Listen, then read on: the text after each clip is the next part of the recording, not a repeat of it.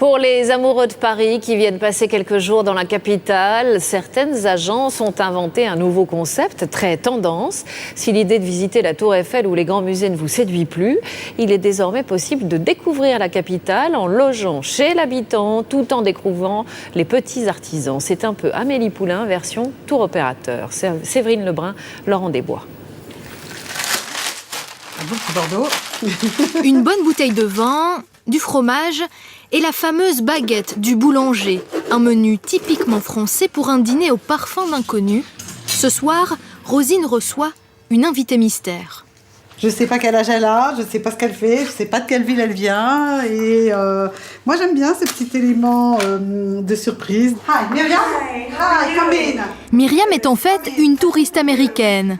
So, did you have a nice day? Yes, I did. Elle a payé 90 € à une agence de voyage pour une soirée chez une Française du Cru.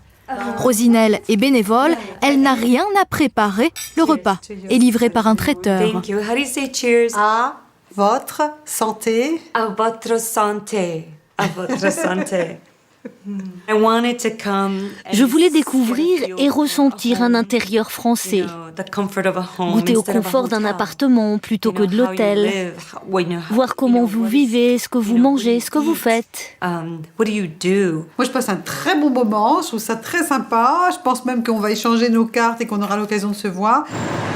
Découvrir les vrais Français, c'est aussi l'envie de ces touristes venus des quatre coins du monde. Pour faire du vin, il faut de la farine, de l'eau, du sel, de la levure. Contre 6 €, ils visitent aujourd'hui la plus vieille boulangerie de Paris. Ce qui vous fait votre baguette. Photo-souvenir d'un nouveau genre, mise en pratique d'un geste typiquement français, ils recherchent l'authenticité. C'est beaucoup mieux que de voir la Tour Eiffel, le musée du Louvre ou ce genre de choses. Ça vous en dit vraiment beaucoup plus sur la culture française, le mode de vie ici. C'est très intéressant. Alors on va y goûter quand même, hein? Comme ce boulanger, une cinquantaine d'artisans parisiens accueillent désormais des touristes étrangers. Oh, c'est excellent.